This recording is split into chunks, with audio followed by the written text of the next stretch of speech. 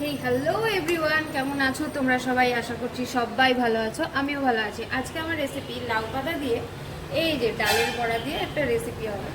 তো আমি লাউ পাতার মধ্যে সবজিও দেবো, সিম আলু বেগুন যেরকম নর্মালি দেয় সেরকম দেবো।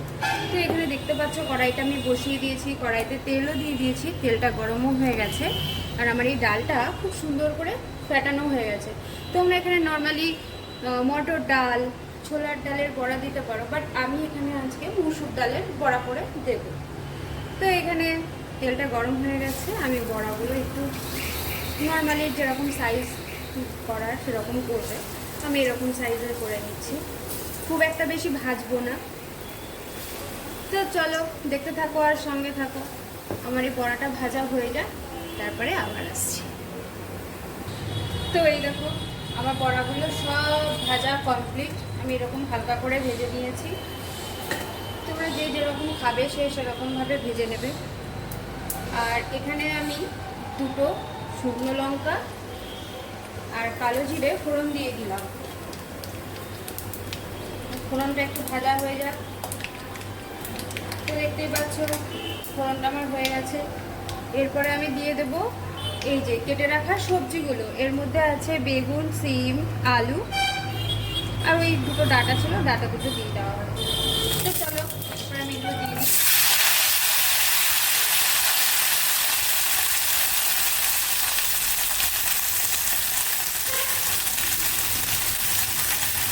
তো এইবারে আমি এই সবজিটাকে হালকা করে একটু ভেজে নেব, তারপরে আমি ওই শাকগুলো দিয়ে লবণ চিনি হলুদ যা দেওয়ার দেবো। তো চলো এগুলো আমি আগে ভেজে নিই। তো এই দেখো আমার সবজিটা ভাজা ভাজা হয়ে গেছে, দেখতেই পাচ্ছ। এরপরে আমি এর মধ্যে দিয়ে দেবো হলুদ, দিয়ে দিলাম হলুদ।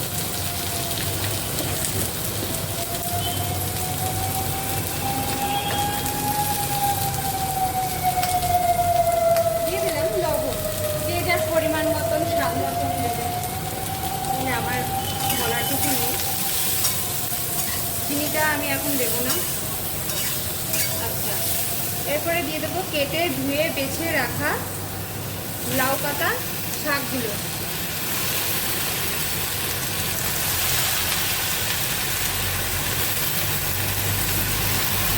এইবারে আমি একটু এটাকে নাড়াবো, নাড়িয়ে ঢাকা দিয়ে দেবো।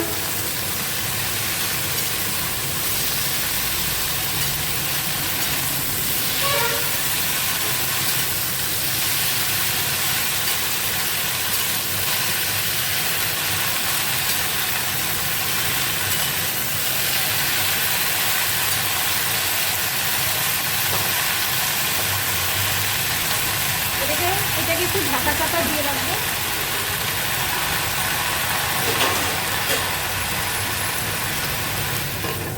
যেহেতু আমি লবণ দিয়ে দিয়েছি, জলটা ছেড়ে দেবে। জলটা ছেড়ে দেওয়ার পর আমার যেরকম পরিমাণ আমি এটাকে রান্না করব, ঝোল রাখবো, সেরকম পরিমাণ আমি এটাতে গরম জল দিয়ে দেবো। তো চলো। তো এই দেখো আমার এই সবজিটা কষানো হয়ে গেছে। এরপরে আমি আমার পরিমাণ মতন গরম জল এর মধ্যে দিয়ে দেবো।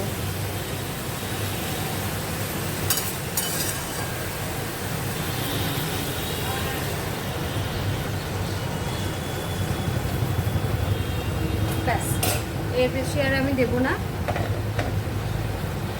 কারণ খুব একটা ঝোল করবো না। ঢাকা দিয়ে দিলাম আবার। তো চলো সেদ্ধ হয়ে যাক এটা। তো চলো দেখি আমার তরকারিটা কতদূর কি হলো।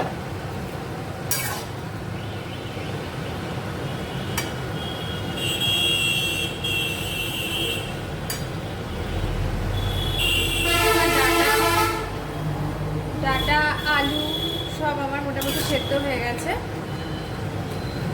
এরপরে আমি এর মধ্যে লঙ্কা বাটাটা দিতে ভুলে গেছিলাম।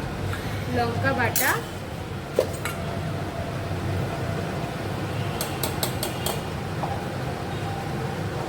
লঙ্কা বাটাটা আমি দিয়ে দিলাম।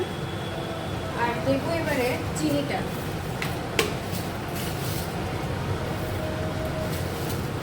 হাফ চামচ মতো আমি এখানে চিনি দিলাম। গ্যাসের ফ্লেমটা আমি এখন লোতে করে দিয়েছি, একদম একদম সিম করে দিয়েছি।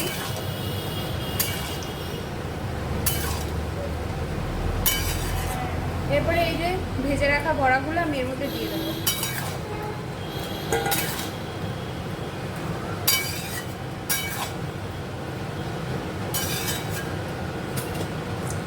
বড়াটা নরম হওয়ার জন্য আমি জাস্ট 2 মিনিট আবার এই ঢাকনাটাকে দিয়ে চেপে রেখে দেবো।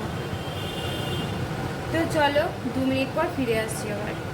তো এই দেখো আমি এবার 2 মিনিট পর এটাকে নামিয়ে নিলাম, একটু নেড়ে দেবো। দেখেছো আমার এই তরকারিটা কীরকম হয়েছে, এরকমই হবে। তোমরা চাইলে এর মধ্যে পোস্ত দিতে পারো, বাট আমি দিলাম না, আমাদের বাড়িতে কেউ অত পছন্দ করে না তাই। তো চলো এবার এটাকে নামিয়ে নিই, আর কিছু লাগবে না আমার।